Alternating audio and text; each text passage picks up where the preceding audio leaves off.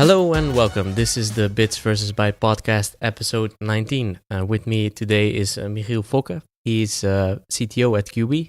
Welcome. Well, thank you very much.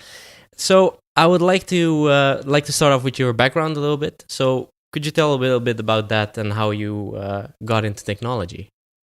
Oh, that's a very long time ago. I think that must have been around my 10th age, and we had the Vroom and Dreesman, and somewhere in the TV department there was this brown keyboard thing with Commodore 64 on there, and the first time that I got my hands on that, I was immediately hooked. So I got all my savings together, and I bought myself a Commodore 64, and actually that was where my basically my interest in computers technology started. Okay, and what did you do on it?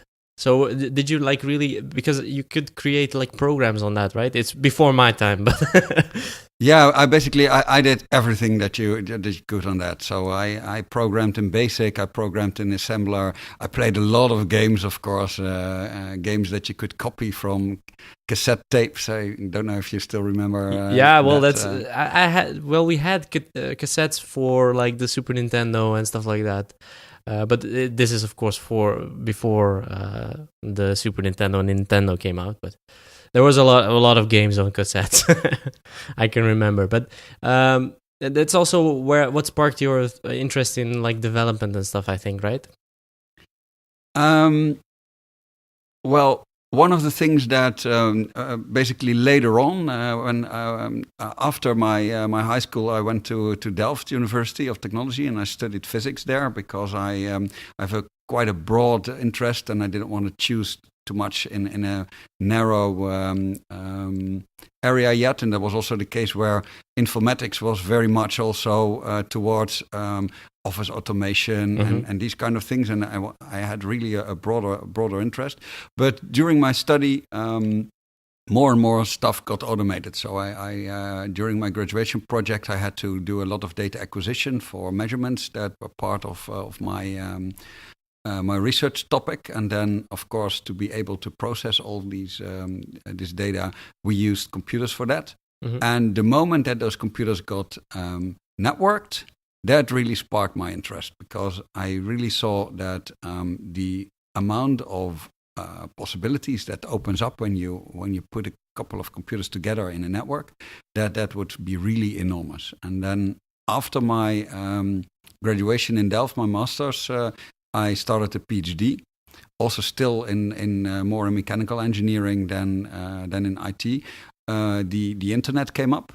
And somewhere halfway during my PhD thesis, I thought this is really going to be very cool. This is going to be big, and I want to be part of it. Yeah. So that's like the kind of transition that you went through to get to the real IT stuff that you're doing right now, right? Exactly. Yeah. And how did you get to Quby, actually? That's I think an interesting story to know why you started at Quby altogether, but also what sparked your interest in Quby as well.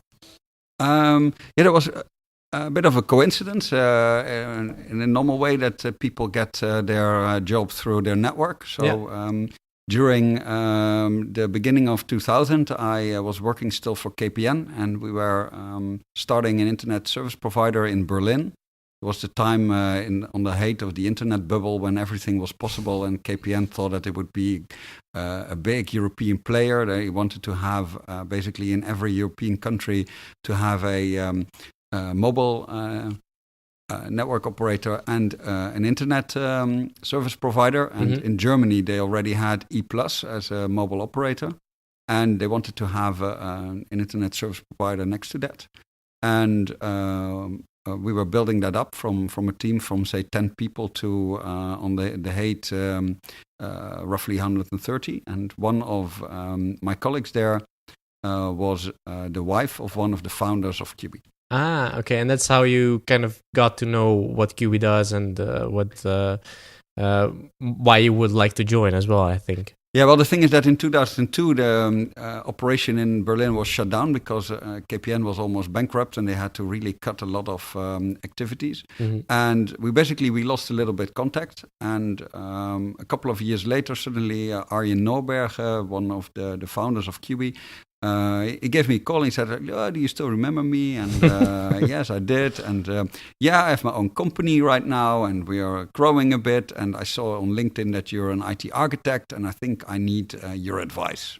And then we had lunch together, and after that, he said, like, I don't want your advice, I want you to come work for me. And then I was already living in Rotterdam, and Quby is in Amsterdam, so the first 3 times I said, no, I don't want to be in the traffic jam anymore. I did that before, and it's really horrible. But then again, I was working for quite a bigger company by then. It was what was called formerly Logica, now CGI. Mm-hmm. And I always long back to the time that I was working in a smaller company where the lines are shorter and where basically your work has more direct impact on the business. Mm-hmm. So after a couple of times, then basically I gave in and I started as the first architect at Quby. Okay. And Quby was really a startup, 35 people. They had basically what you now would call pivoted toward product market fit. So the first product that Quby invented basically was something that would now be called a smart home hub. But that was already in 2006, I think. And then the Internet of Things was not a term that was being used. Smart home was not something that was were people familiar with. So they were ahead of the times. Mm. So it was a quite advanced device. Therefore, it was pretty costly, but it was also pretty. You need to have technical skills to basically program it. Yeah. And the people that were interested in doing that, they couldn't afford the device, and the people that could afford the device, they didn't want to program.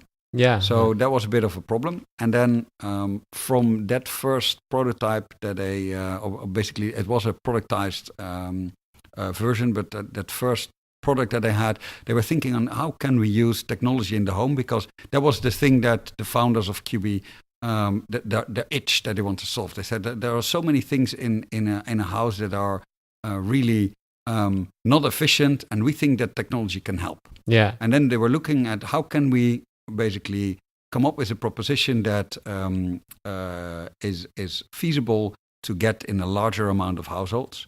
And because of the fact that the 3 founders of Quby had all 3 a background in telecoms, and that in telecoms, due to the liberalization of the market, the market changed quite a lot. They were thinking on what is comparable to that. And during that time, the energy market was about to happen the same there as well.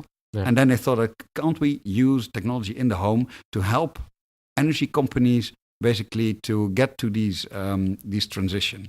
Mm. And that is why when they thought about the idea to provide energy companies with a tool to give their consumers insight in their energy usage. Yeah, and that brings me to my question as well, is that what does Quby actually do? So we talked a little bit about that smart home hub.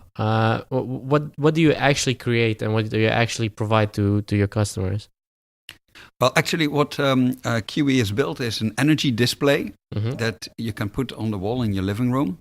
And because we needed to have a place to put it there, we came up with the idea that we could put it in the place where a lot of Dutch people have their thermostat. Mm-hmm. So that would be a nice opportunity to have a device free floating on the wall on a quite prominent place. So that was when the idea was born, to include the thermostat functionality in there, because if you take away the thermostat and put a screen there, then you need to, of course, support the old function. And that's basically how the idea of Toon was born, as a combination of an energy inside device and a smart thermostat. Yeah, and that's cool that you say that, because Quby is known for Toon as well, for creating that. But a lot of people know it as a smart thermostat, right? They don't know it as something that can do more than that. So the perception is a little bit skewed on that one. What would you say that the product actually is? So would that be the like home hub thing, or even more than that? Well, not really a home hub, because the fact that it's a hub, it's a display, a hub, and a control unit for basically devices in your home and your central heating. But Quby as a company, we're not a hardware company. We don't want to sell you gadgets. We want to sell a service. And the hardware is basically the carrier over which we bring the service into the home. And one of the important parts that Toon as the device is providing is the data collection point to get the data that we need to give you insight in your energy home, to show you what is efficient and what is not so efficient. And for now, that's evenly only moderately interesting. But with the upcoming energy transition, that is where things get really important. Because if you want to replace your central heating with, for instance, a heat pump, then you have to know quite a lot of things from people's homes. And people are not really capable of providing that information by themselves, like how well insulated is your home, what are the specific parameters that you need. And having technology in your home that is collecting data can help to give you a better advice on how you will make that energy transition. Yeah, and you've done this together with Eneco at the start, I think it was. And a lot of people have that conception that you have to be a client at Eneco to kind of use this thing, right? What would you say is it's not like that, right? It's different from that. How would you explain it in this case? Well, basically, the fact that if you buy a Toon, you become a customer of Eneco. But it's a misconception that you can only buy a Toon if you also buy the utilities from Eneco, like electricity and gas. Yeah. So you can have only a Toon, and you can have your electricity and your gas from another provider. And Toon will provide you almost the same services when you do that. There are a few exceptions, because if you have the energy from another provider, then we don't exactly know how much the energy is costing you. So we need to make a guess there. So some of the functions are a little bit less precise. But in the end, you just have Toon with all the extras that it provides you. And one of the reasons that we can do that is that because Toon is not only the device that you can buy, but there's also a service on top of it. And Eneco is asking a monthly recurring fee for that. Yeah. And that's why it's not really a necessity to also force you to buy electricity and gas from Eneco. Okay, and you can, of course, generate a lot of data, and that has to be stored somewhere. How does that work? Do you store that, or is that something also that the energy supplier has in house, or how does that work? Well, initially we were very careful for people's privacy, and that's the first version of Toon. The data was only collected and stored in the device itself, so in the display that's on the wall of your living home. But later on, we discovered that if you want to really provide people insight in their energy usage and you want to give them really advice that means something, then you need to process that data. And basically the compute capacity of the Toon device is too small to handle that.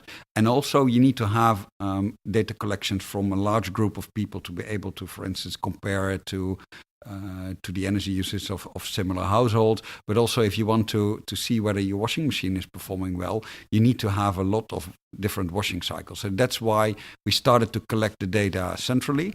And we do that as Quby for the energy providers that are our customers. So we have the platform and we store that data.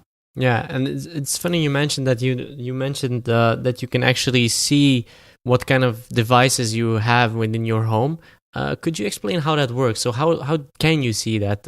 Because it's not like these devices are not smart, right? They're not talking to this Toon and saying, okay, I am a washing machine, or I am, for example, I don't know, a dryer or whatever. So how do you differentiate between those? Well, basically, I think that if I want to answer that question, I need to start at the beginning. Sure, yeah, go ahead. The first version of Toon showed you your energy usage. So very basic graphs with electricity and gas, and then how much per day, how much per week, how much per month. And then we discovered that was interesting for people for a couple of months, but then after a couple of months you know what you use, and people lose interest, and also people don't change their behavior anymore. In the beginning, you want to switch off a light, or you want to turn down your thermostat if you're away from home, and because you get this feedback that you use less gas, it really works. You want to see the effect, yeah. Exactly. So then we were looking to provide people with a more meaningful insight. So the first service that we developed based upon those ideas was what we call in English the benchmark function, and in Dutch it's called the vergelijkfunctie. Yeah. And what we did is then that we compared your energy usage based on a daily basis, but also on a weekly and a monthly basis, with households that had the same amount of people in the household, that had a house that was roughly built in the same period of time. And to be able to do that, we had to start to collect the data centrally. Yeah. And then after that first step, we were trying to evolve into even more advanced type of advice. And then we came to the conclusion that people want advice on actually what's happening in their home. And then you already said that devices are not smart yet. Well, increasingly there are devices on the market that are getting smart, but there is a problem with that is every manufacturer has his own silo. So your Samsung smart dishwasher is not talking to your energy meter, is not talking to your thermostat, and is also not talking to the Miele washing machine. There's no standard for that yet. No, exactly. And that is a broader problem into smart home, but for appliances, it's really also a handicap for innovation to get on. So what we were trying to do is to see whether we could basically get an indication of what a single appliance is using by only using the data that comes from your electricity meter. And because Toon is already a couple of years in the market, we are able to measure your electricity usage both with an analog meter by counting the number of rotations of the spinning disk that is in a typical analog meter, and with a smart meter. And the idea, the basic assumption is that if you measure that frequently enough, and a smart meter is doing that every 10 seconds, then if you have the assumption that within that 10-second time frame there's only one appliance in your home that's being switched on or switched off, then you can record the energy difference between basically your energy usage in a certain moment in time and 10 seconds earlier. And then if you switch off that device, then you will see the reverse. You will see that, for instance, a television is 120 watts, for instance. If you switch it on, it starts using 120 watts. If you then look in time further, you see 1.5 hours later, you see 120 watts going down. And then you know that there was a device using 120 watts for 1.5 hours. And if you are making these kind of basically these kind you're measuring it, of duplex with switch on, switch off combinations, and if you start to going to group them into certain groups, then you will see that each appliance has a specific fingerprint. So if you look at a washing machine, for instance, then a washing machine starts with filling it up with water and then heating the water. So that is the first indication that an appliance is using a lot of energy in your home. It's typically using kind of 2,000 watts.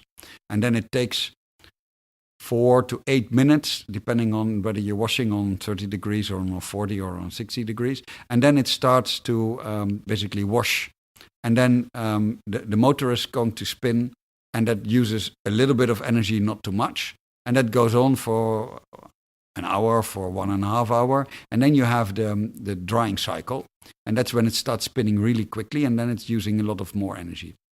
And if you're going to record all these changes in energy and you combine them, then you will see that the fingerprint of such an appliance is quite unique. So that is the way that we can distinguish between a dishwasher, between a washing machine, but also between a refrigerator, because a refrigerator has a pump, and the pump goes on 3 times an hour for like 5 to 10 minutes, and you can really easily recognize that pattern, especially during the night when there's not a lot else going on. Then you can really easily see that must be a refrigerator.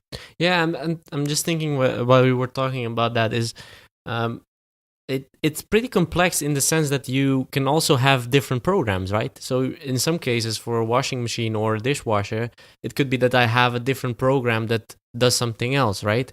How do you know then that it's still a washing machine? Is that just because a lot of people are doing it and you have a lot of data, or how do you differentiate between those? Yeah, well, that is, for one thing, is the power of the masses, because we are collecting data from a couple of 100,000 households now.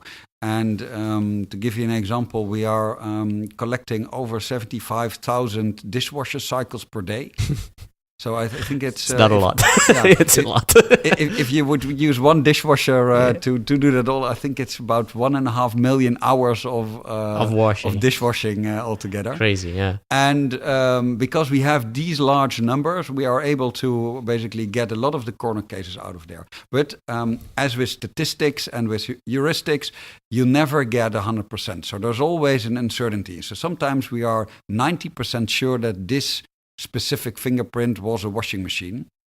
And then you need to get into basically conversation with the customer. You need to say, well, look, it looks like we found a washing machine. And then the customer says, yes, of course it was a washing machine. Or it says, I don't know what you're talking about. I don't even have a washing machine or a dishwasher. Yeah. And then you need to take that feedback into account again when you go and calculate the next cycles. Yeah, about that feedback, because that's a good segue into what I was going to ask about. That is that you asked for those kind of feedback, but you don't only use the screen that's on your wall, right? You have a mobile app for that as well. So could you tell a little bit about that synergy between the screen on your wall, but also the thing that you have in your pocket, your mobile phone?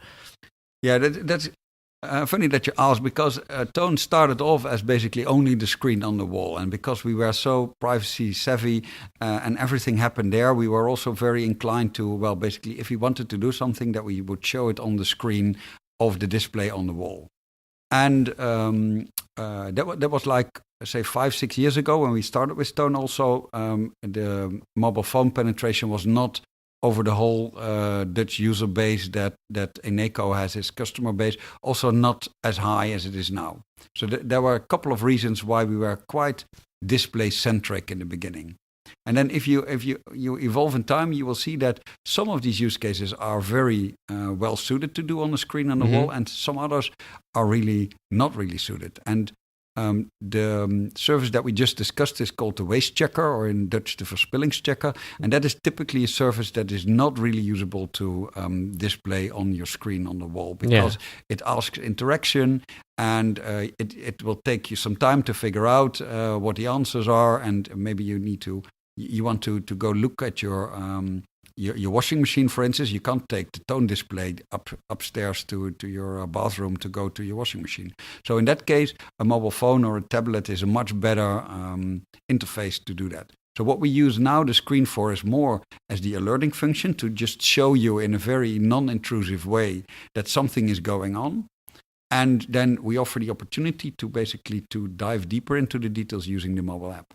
Yeah, and what was also cool to me, and that something we talked about in an earlier conversation as well, is that you don't only look at how much a machine is using at that any point of time. You're also kind of applying things like machine learning to see, okay, this is really weird, but your dishwasher is really using a lot of power at the moment. Could it be that it's I don't know, X amount of years old, right?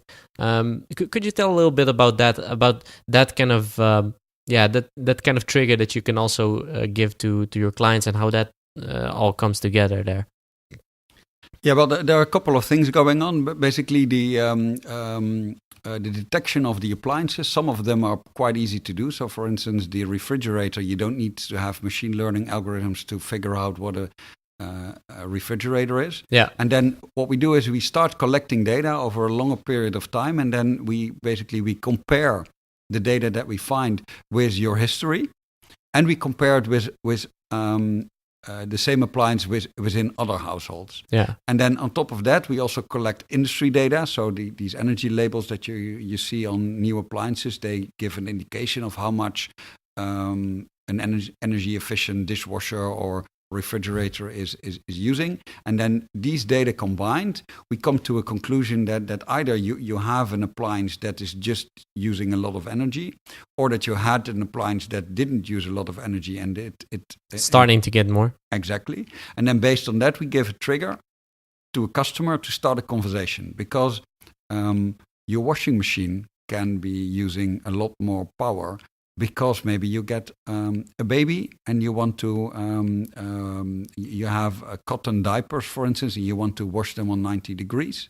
That can be a very valid reason for a person to have a washing machine that suddenly uses a lot more power. And we can't detect these kind of things yet. Yeah, it's logical, because it's already hard in some cases to get the machines itself, but getting it to know, okay, something in your situation changed, that's why you're using it more. That's even harder, I think. Yeah, exactly. Yeah, and what do you kind of see for the future of, for example, what you do with Toon? So what's your kind of vision of what you would like it to do in the future, even more than what you are doing right now? Well, what I think is that we are currently ahead in quite exciting times, because especially in the Netherlands, we want to reduce gas consumption, because we want to get off the Groningen gas field. Yeah. And that will have a huge impact on people's living and on people's houses and on mobility. And I don't see any easy solution there yet. So there's not a single remedy for this problem, and that's why you will probably see that there will be a large combination of different measures to counter that energy transition. And to be able to do that in the right way, we need to use technology to help us there. So if you want to basically don't overload the grid, because everybody is coming home at 6 o'clock and puts their electric vehicle on the grid and starts charging the battery, then you need to have technology in place to be able to ensure that in the morning when you want to drive to your work, that there is sufficient power in your car again. But maybe in the evening when you don't want to go away, you can charge a bit later than just when you go at home. So that is one example for an electric vehicle, but the same applies in your home. If you look at, for instance, electric boilers. Mm-hmm. There are, I think, still 1.5 million households in the Netherlands that have an electric boiler. Yeah. And currently, what they do is they start heating all when the reduced tariff starts, and that is normally around 11 o'clock. So then at 11 o'clock, 1.5 Dutch boilers are suddenly starting to heat up. And that causes a peak in the electricity usage. And if you want to reduce that peak, you need to have the ability to switch on and off these boilers at different times. And to be able to do that without you as a consumer being negatively impacted because you have a cold shower. Say that you're working in shifts. And then 1 week you're working during the day and 1 week you're working during the night. And you don't want that when you get back in the morning or you get back late at night that you suddenly don't have any hot water. So you want to be able to sync that with the patterns that people are on, with their habits. Mm. And I think that technology like Toon can help to detect these patterns and to be able to either advise people how they can basically better operate their appliances, or they can evenly do that automatically, like, for instance, the Nest thermostat is already doing with central heating. Yeah, and I think it will become more of... It can become more of something like a central thing that is in your house that collects all the data from all those kind of points that you have right now, right? And as you said, we're not there yet because a lot of those smart devices still use their own kind of language and stuff like that. And I don't really know. I don't have an insight yet into why that is. Of course, every supplier, everybody wants to have their own thing, of course. But to me, it would actually be cool if you could say, okay, Toon is my kind of central thing in my house that controls all the smart things that I have in my house, and also can detect some things that are going on that I didn't know about before that, right? Is that something that you see for your future as well? Well, yes and no. Mm-hmm. Yes, I do see that Toon is more and more becoming this kind of a energy assistant that ambiently and not too intrusively will guide you to make the right choices on energy in the energy area. But no, I don't see Toon becoming the basically the central hub that connects all your devices in your home. I think that there are too many competitors and also companies like Google, like Amazon, they're going in that space right now, and their volumes, they're so big, their competitive advantage in brand awareness, in cost reduction because of the high volumes. I don't think that a company like Quby can, on the long run, compete with that. So the idea is that we keep evolving our services and that we try to leverage the other devices that get into the home to play along in that ecosystem. Yeah, so you're more looking into being a part of that kind of whole ecosystem that you want to build in your house than just being the central thing. That's what you're saying, right? Exactly. Yeah, so for example, I can see myself later on having a Google Home or an Alexa and just saying, okay, what was my energy expenditure for, I don't know, last week or something like that. Is that something that you also see? So you're kind of hooking into those other things that are all available on the market right now. Yes, definitely. And Eneco is already doing some experiments with what you call conversational interfaces. So if you have a Google Home or you have an Echo that you can just ask what your energy usage was, and this is only at the very beginning because you can imagine that if something happens that you don't like, that suddenly this speaker is crying out loud that your washing machine is using too much energy or something like that. So we need to figure out what a meaningful way of interaction is. But I definitely think that voice is going to be playing a significant role in all smart home things, and including energy efficiency. Cool. And what I was wondering is, because next to Toon you also create other products, or at least you're trying to do that.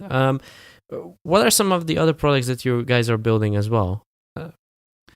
Yeah, we have been, over the last couple of years, have been expanding the Toon proposition with several add-ons. So one of the first ones was to be able to support the yield registration for solar panels, so that you can see how much your production was. Because if you have solar panels and you only measure the smart meter, then you don't see part of your energy usage. Yeah. So that was one of the first things that we did. And after that, because we already had a wireless interface to connect with the module that we have in your metering cabinet to read out your meter, we use a technology for that. It's called Z-Wave. And because we had that, and Z-Wave is a standardized wireless protocol for smart home products, we also created the ability to connect to several other appliances there, most notably smart plugs, to be able to either measure a single appliance if you really want to be sure what your washing machine is using, or your water cooker, but also to be able to switch it on and off remotely, even if you're not at home. And we have been able to also integrate with smart smoke detectors. And because we already have this connected device in the home, it was fairly easy to build upon that infrastructure that was already there, the platform, so to speak, to also give you a notification when this smart smoke detector is going off or when the batteries are getting low. We have been integrating with Philips Hue smart lighting. So this is all within the Toon ecosystem. Yeah. Very recently, we We also provide it for our Belgium customer because we are not only operating in the Netherlands, we're also having a partnership with Engie in Belgium, and they sell what is being sold as Toon in the Netherlands. They sell it as box in Belgium. Okay. And in Belgium, water is 3 times more expensive than in the Netherlands. So there's a use case there to also provide insight in your water usage. And we have been providing that very recently to them as well. Okay, yeah, that's interesting because a lot of almost every country has a different energy expenditure because they use different kind of things, right? As you said, in the Netherlands we have some people that use electric boilers and stuff like that, but in in other countries I know that it's a far larger part of the population that's using that. So what's interesting to me is actually that you kind of branded, it's getting branded in every country a different way. Is that how does that work? So does someone say, okay, I want to have this box for all my clients, or how do you get how do you actually sell that product to kind of energy suppliers or whatever? That relates to the strategy that we had from the beginning on. Yeah. That is that we don't want it to be a consumer brand. We sell through partners, which is called the B2B2C model. Yeah. And one of the advantages of using that model is that you can partner up with larger companies that already have a large customer base, and then you can use the shared needs of that customer base to get into the market faster. And you've seen that the partnership with Eneco has been very successful in that, and in the way that we have been growing in the Netherlands much faster than we could have done without the help of that partner. Yeah. And so what we've been doing is to export that same model abroad and then hooking up with utilities in other countries to basically do the same. And that turned out to be harder than we thought. And one of the reasons for that was that what you already said is that European houses are very different. And the first surprise that we had when we hooked up with Engie in Belgium is that in Belgium, the situation is reasonably comparable with the Netherlands, but already there you saw that there were differences that caused us to have to adapt the product to that market. And to give you one example, that in the Netherlands, your thermostat is using a low voltage to switch on and off the central heating. Mm-hmm. It's 24 volts. And that's the reason why in the Netherlands, each consumer is allowed to replace their own thermostat, and there is no hazard involved. In Belgium, 50% of the central heating boilers is operated with a signal of 230 volts. So your normal output, yeah, right? your normal power. Yeah. And what you see there is that causes differentiation in legislation. So you're not allowed to just add stuff at your central heating boiler. But also our hardware was not capable of switching that. And it was surprisingly to see that even the module that was built for 24 volt, that it took about 30 minutes to burn through, but then again, 30 minutes is not really a lifetime that you would expect for a consumer product. So we had to redevelop quite a part of our proposition, and to do that for every country, that was a handicap in the scale of our growth. Yeah, and I can imagine that if you go to a market like the United Kingdom, where they have a different voltage at all, it's also different, right? Well, luckily they're driving at another side of the road, but they're still using 230 volts. Oh, they still are. It's America is in a different ballgame. In America, it's 110 volts. Yeah, they have a different plug. That was the thing that was different. Yeah, I forgot about that one. But yeah, I can imagine that's hard. I mean, every country has their own kind of expenditures. They mostly use the same products, I think. I mean, a washing machine in the Netherlands and a washing machine in Germany, if it's from the same brand, it will probably be the same, right? So you can still have that kind of, you can still see the energy expenditure and know what kind of product. Yeah, that is one of the reasons why the last 2 years we've been more focusing on providing these services, and less on the hardware that's necessary to basically to measure it. To measure it. If you have an example, what's definitely different is the smart meter rollout in the UK. It's lagging from the Netherlands, so it's now taking up a little bit, but it's still behind the coverage that we have in the Netherlands. Yeah. But it's also the way to connect to the smart meter is highly complicated. It's different. It's just because it's a different. Is it because it's a different, totally different product that they use, or what is that? Yeah, in the Netherlands there is a wired connection that you can use, so that's called the P1 port. Mm-hmm. Don't ask me why. It's called like that. But it's called like that. And in the UK and also in France, they've chosen for a wireless connection using Zigbee as a radio. And then, so first of all, the first generation Toon product didn't support Zigbee. So then you need to put in an extra radio. We did that for the second generation that we launched earlier this year. But then you also need to support the Zigbee protocols in your software.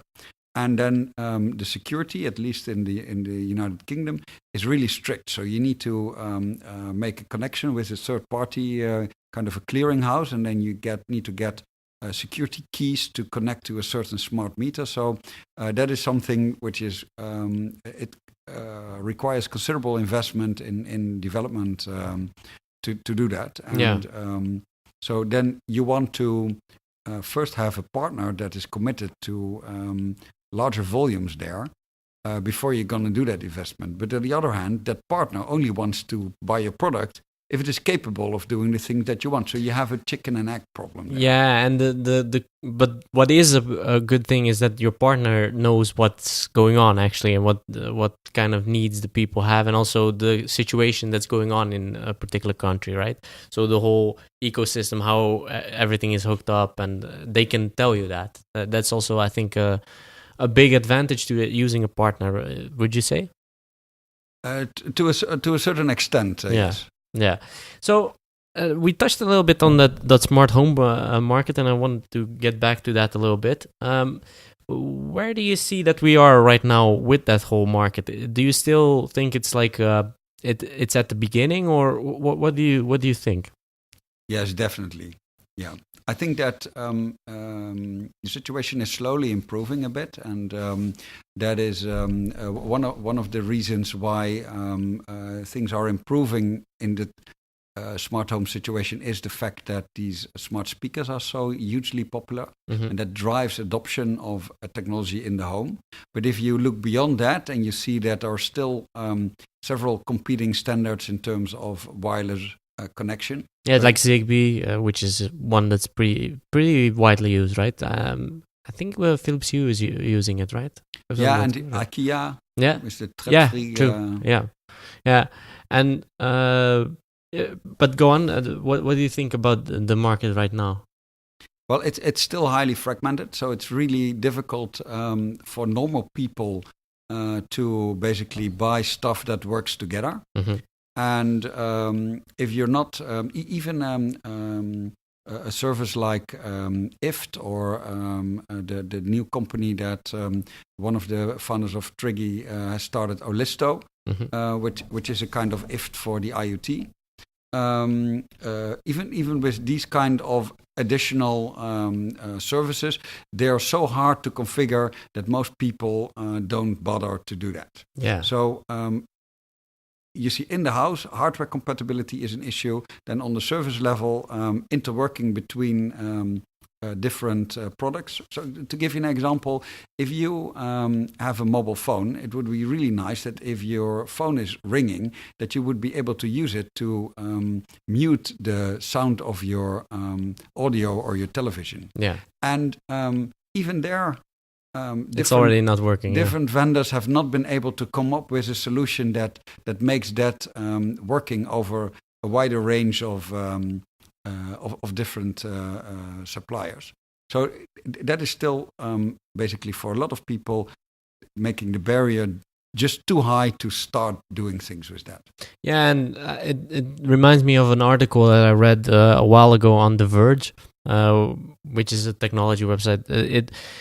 It showed and there was one of the guys from Mythbusters was actually doing the whole piece, and he was showing what it takes to actually get a smart home really connected. And they had to really get a company that's going to pull all the wires and also create all the software.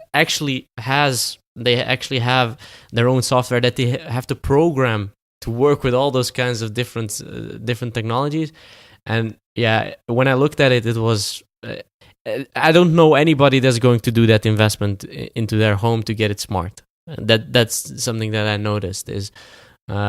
It's as you said, it's too fragmented at the moment to get it all together. There are, of course, companies that are trying to do it. I mean, Apple is doing it with their HomeKit and trying to get it integrated that way. But I still think that we're a ways out from getting it really easily connected to each other. That's the thing. It's not that it cannot be connected. It's just the ease of use is just not there at the moment. Now, a lot of these issues, they remind me of the starting time of the internet, when you had the browser wars, for instance, and that you got to websites that were optimized for Internet Explorer 4. Netscape. And it's basically a bit like that. Yeah. But then the difference is that the browser war was going on a PC in a piece of software. And this war is going on in your home, where you buy a washing machine for 10 years or maybe for 8.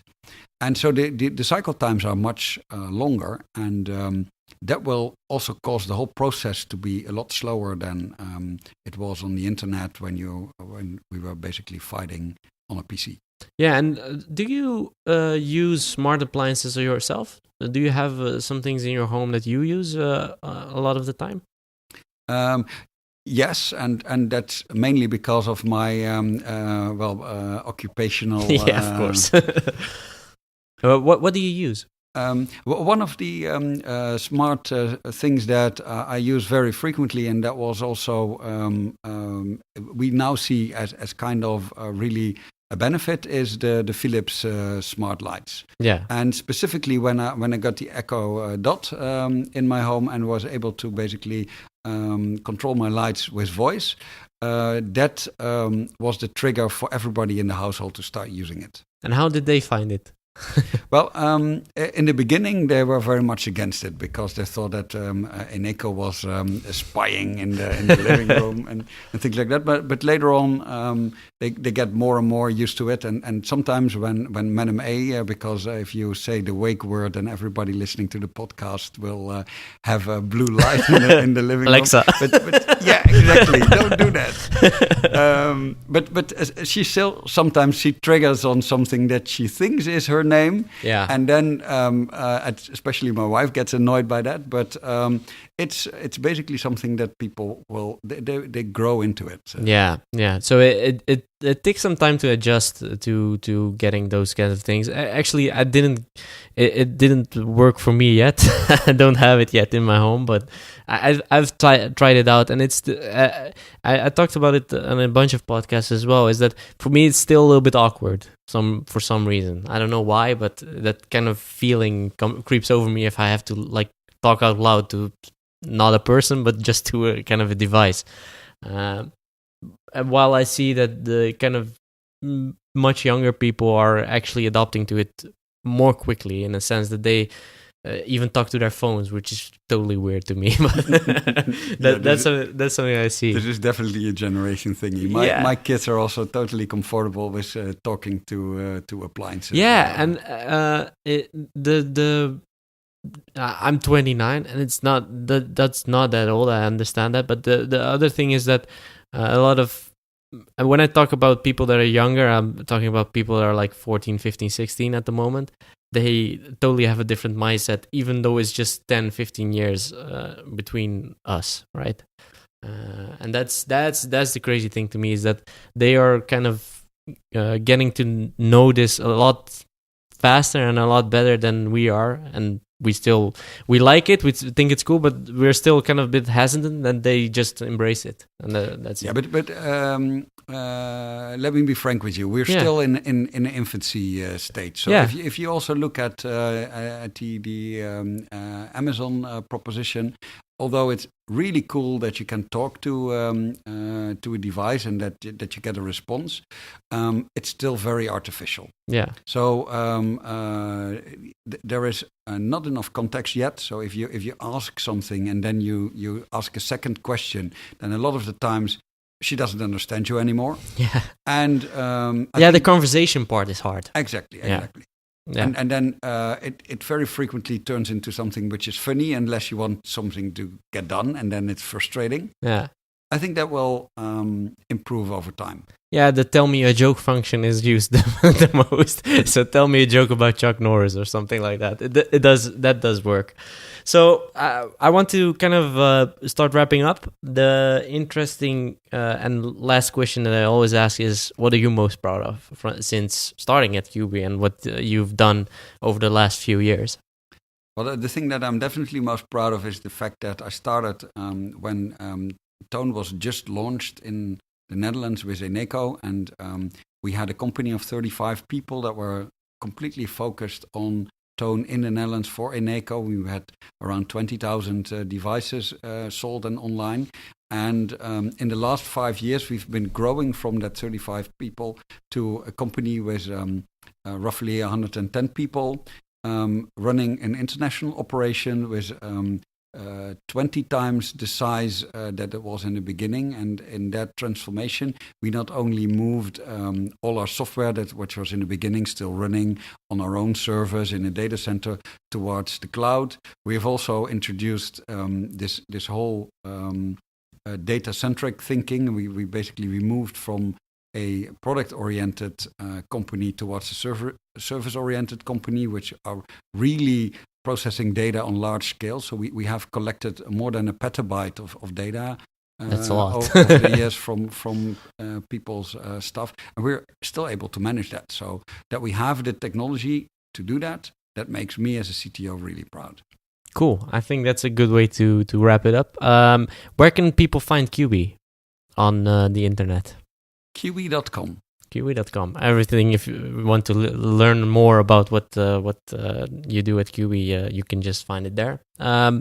For the listeners, you can find the Bits vs. Bytes podcast on bitsvsbytes.com, and of course we're on all major podcast platforms: Spotify, iTunes, SoundCloud, TuneIn, all over the place. And of course, on social media, it's all Bits vs. Bytes on Instagram, Twitter, and LinkedIn. I'd like to thank you for listening, and until next time.